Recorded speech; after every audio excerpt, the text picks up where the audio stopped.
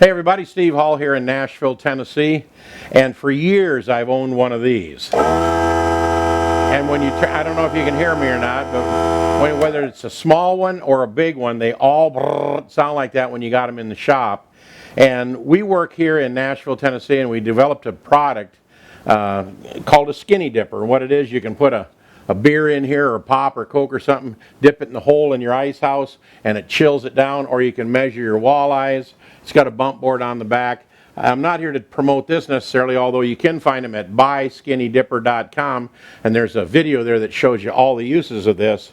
But what we do is this was designed by me in Nashville, Tennessee, and it's assembled by us here as well. And we drill 3 holes in here to put this plastic ruler in here so you can measure your fish, and we put in 3 little brass screws, and on the back, the male and the female end, we put in some Loctite and, you know, screw them down, all that kind of stuff. But every time we would drill these, I would have to clean all the little crumblies out of there from drilling or brush it out with a brush, and I thought, well, I'm going to shoot it out with air.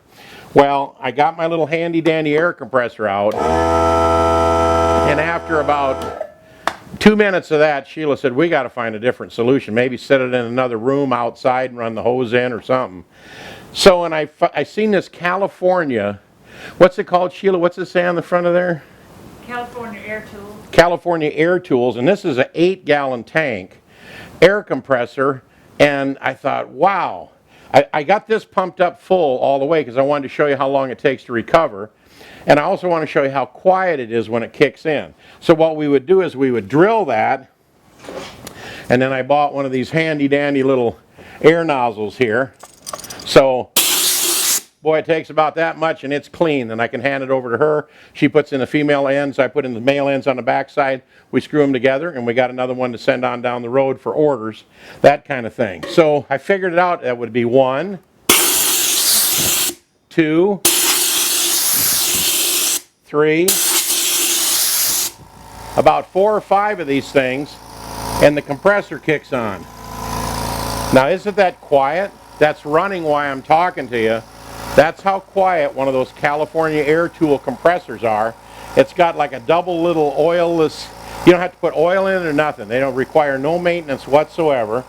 And it pumps back up here in just a matter of no time. It didn't even go all the way down. If I turned it off, it would do like a whole dozen before you kick it on.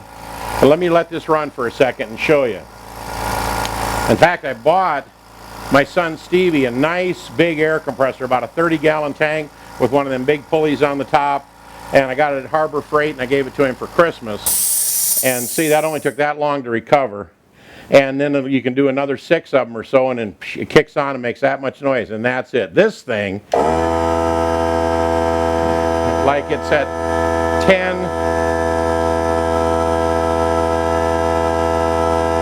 and it's like now coming up on 15. It's barely at 20 pounds. I'm not going to annoy you with it and let you listen to it for a long time.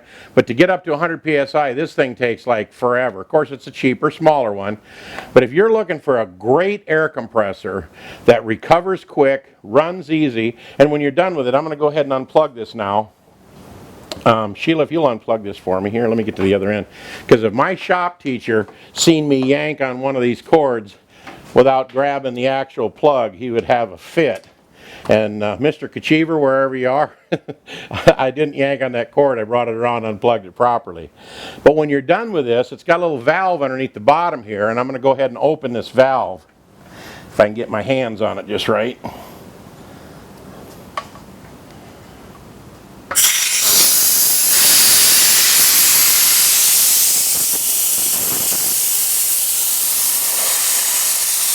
Only takes that long to blow it down. When you're done using this thing, because this is a steel tank, flip that valve open and leave it open, and it blows all the air out. And I guess you could close it. You don't want to get a mud dauber or hornet or something up in there if you got it sitting outside.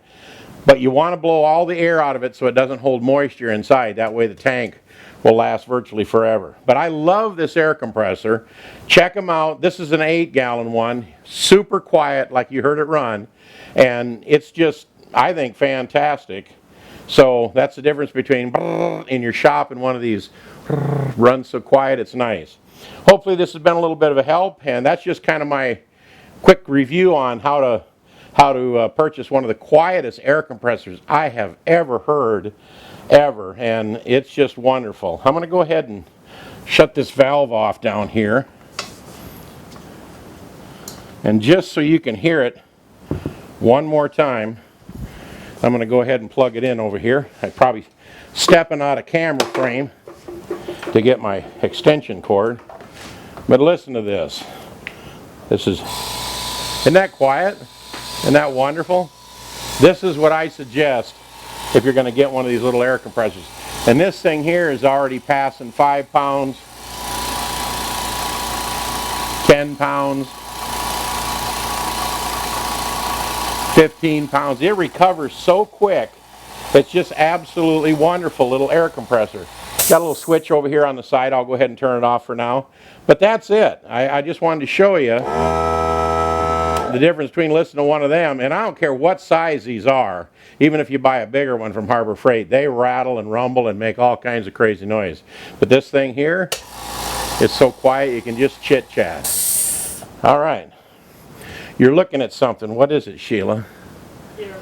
Oh, this hose?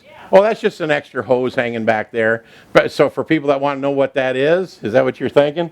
Yeah, it's just an extra 25-foot of hose, so when I run way outside, I can use it for that. But we just set it right here by the wall. We assemble our skinny dippers over there and clean them out in a heartbeat, slick, and all we have to listen to about, and of course it takes a while to drill each one, so only about every 5 minutes, this kicks on for just about a minute.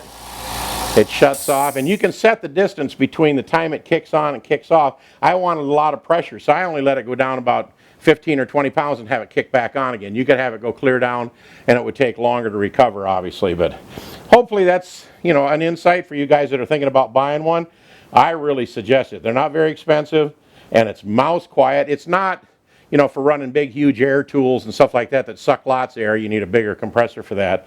But if you got small stuff, you're doing a little airbrush work, or you're doing some stuff around the house, I love to do that sound like I do.